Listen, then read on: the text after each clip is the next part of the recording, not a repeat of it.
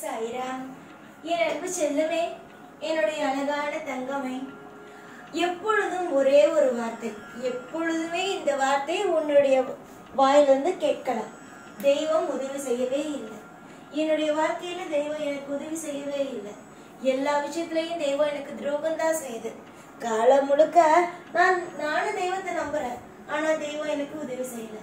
இந்த ஒரு வார்த்தை கேட்டுட்டே இருக்கேன். நீயும் உன் வாழ்க்கையில இன்னைக்கு மாத்திக்குவ இந்த வார்த்தையை, நாளைக்கு மாத்திக்குவ அப்படின்னாலும் உன்னுடைய வாழ்க்கையில நீ மாத்துறதாவே இல்லை. நிறைய முறை உன்னுடைய வாழ்க்கையில நான் உதவியே செஞ்சிருக்கேன். இந்த விஷயத்துக்கு இந்த விஷயம் நான் எதையுமே சொல்லி காட்டல. உனக்கே தெரியும் எவ்வளவு பெரிய விஷயத்துக்கு தான் நான் உன்னுடைய வாழ்க்கையில உதவி செஞ்சிருக்கேன் அப்படின்னு. ஆனா அது எல்லாத்தையும் மறந்துட்டு உன்னுடைய மனசுல இருக்க ஒரே ஒரு விஷயம், தெய்வம் எனக்கு உதவி செய்யல அப்படிங்கிறதுதான். நான் உனக்கு சொல்ற விஷயம் ஒன்னே ஒண்ணு, முயற்சி எடுத்தா தெய்வம் எதுவுமே செய்யாது அப்படிங்கறதுலாம் ஒண்ணுமே இல்லையே. நான் முயற்சி எடுக்கிறேன், தெய்வம் ஒண்ணுமே செய்யல அப்படின்னு நீ நினைக்கிற. ஆனா முயற்சி எடுத்து பாரு. ஒரு முறை முயற்சி எடுக்க தோத்து போனேன், அதனால என்ன பண்ண, ஐயோ எனக்கு தெய்வம் உதவியே செய்யாது, அதனால நான் இனிமே எந்த ஒரு விஷயமும் செய்ய போறதே இல்லை அப்படின்னு நீயா நினைச்சுக்கிட்ட. ஆனா நான் மட்டும் உனக்கு இன்னைக்கும் இல்ல எப்பயும் சொல்றேன், ஒரு தெய்வத்தை வணங்குறியா, தொடர்ந்து வணங்கு. அந்த தெய்வம் உனக்கு எத்தனை விதமான சோதனையை கொடுத்தாலும் தாண்டி வா. இந்த உலகத்துல எதையுமே உன்னால முழுசா உடனே அடைஞ்சிட முடியாது. மன உளைச்சல், கண்ணீர், வேதனை, அடுத்தவங்க பேசுற பேச்சு, இதெல்லாம் கேட்டுதான் அடைய முடியும். நீ நினைக்கிறல்ல பணக்காரனுக்கு அது கிடைக்குது, நமக்கு இது கிடைக்க மாட்டேங்குது அப்படின்னு. பணக்காரன் அப்படின்னு ஒரு வார்த்தை சொல்றல, அவங்களுடைய வாழ்க்கையில போய் பாரு.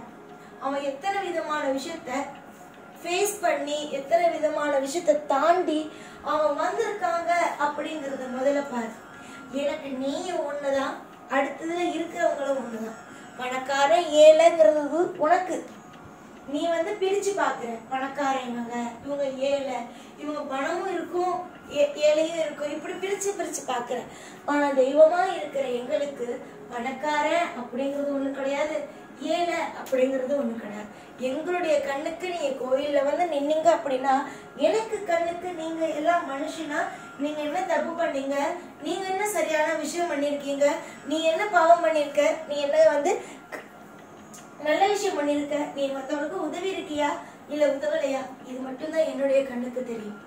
மத்தபடி நீ பணத்தை வச்சிருக்க, நீ பணம் வச்சிருக்கன்னு தெரியாது.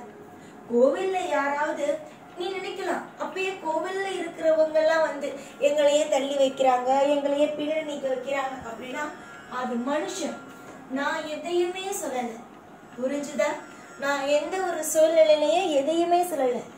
நீ எப்பயும் ஒண்ணு தெரிஞ்சுக்கோ, பணக்காரன்னு பார்த்து எந்த தெய்வமும் யார்கிட்டையும் வரதில்ல, ஏழைன்னு சொல்லிட்டு எந்த தெய்வமும் யாரையும் தள்ளி வைக்கிறது இல்ல.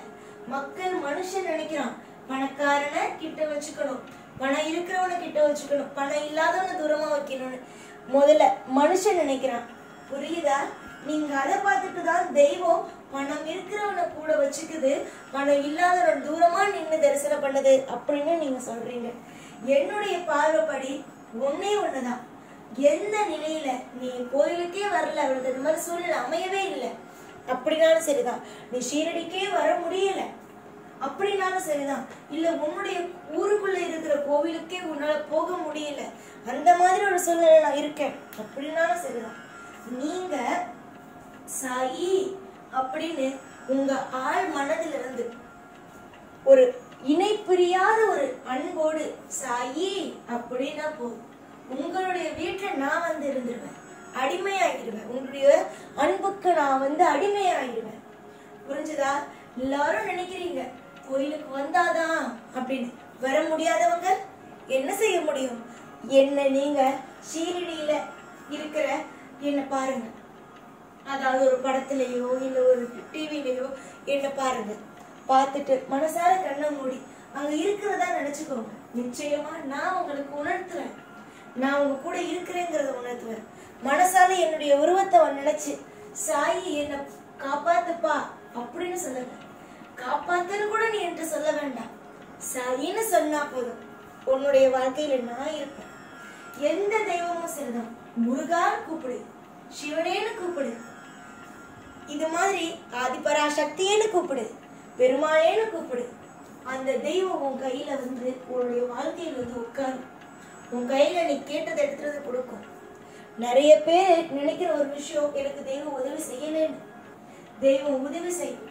ஒரு அடி எடுத்து நீங்க வச்சீங்கன்னா பல அடி உங்களுக்கு அது கொடுக்கும். நீங்க நினைக்கிறது என்னன்னா, தெய்வம் அடினா வலிக்கிற அடி கொடுத்துதான் பார்த்திருக்கீங்க.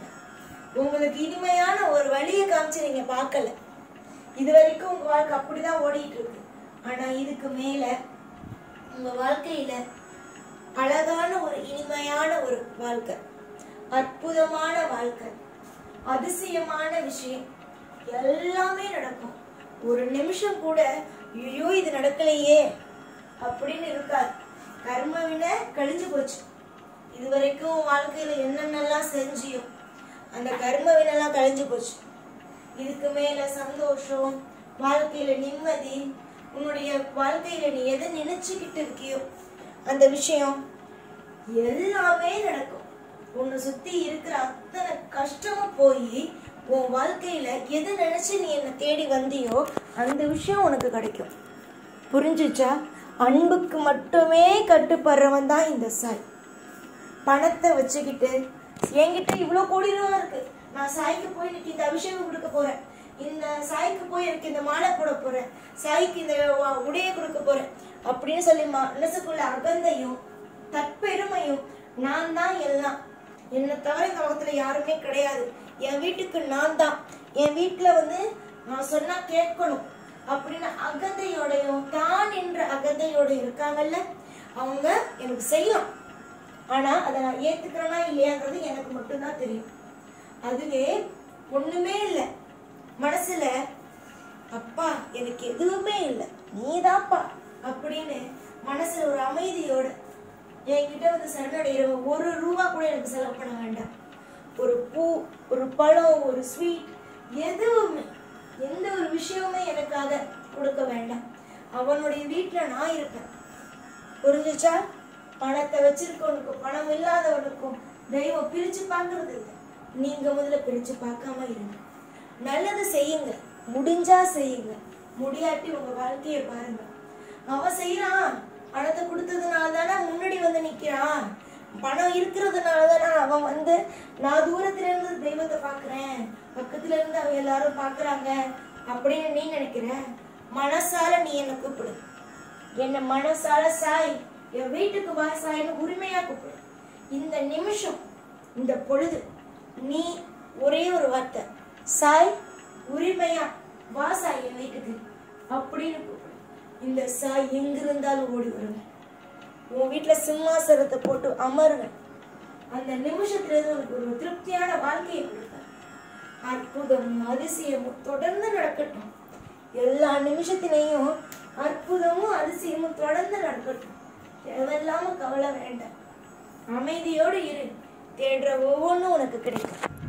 எப்போதும் உன் கூடவே இருந்து உன்னை ஒவ்வொரு விஷயத்திலையும் நல்லதா மாற்றி உனக்கு அற்புதமாக செஞ்சு வாழ வச்சு உன்னை அழகா ஒரு இடத்துல கரை சேர்ப்பேன் பாரு. அப்பதான் எனக்கு நிம்மதி. புரிஞ்சிச்சா? ஒரு அப்பா, உன்னுடைய வீட்டில் இருக்க அப்பா என்ன சொல்லுவார், அம்மா உன்னை நான் வந்து நல்ல 7 விஷயம் உனக்கு வாழ்க்கையில் செஞ்சு கொடுத்து ஒரு நல்ல ஒரு இடத்துல போய் கரை சேர்க்கும் போது தாம்மா எனக்கு நிம்மதியும் பாருல. அதை தான் நானும் சொல்கிறேன். ஒரு நல்ல நிலைமையில உட்கார வைக்கணும், அது இப்போதான் எனக்கு நிம்மதி. எல்லா நேரத்துலையும் நான் இருப்பேன் உனக்கு, உன் கூடவே இருந்து உன்னை வாழ வைப்பேன். இந்த சாய்நாள். ஓம் சாய்ராம்.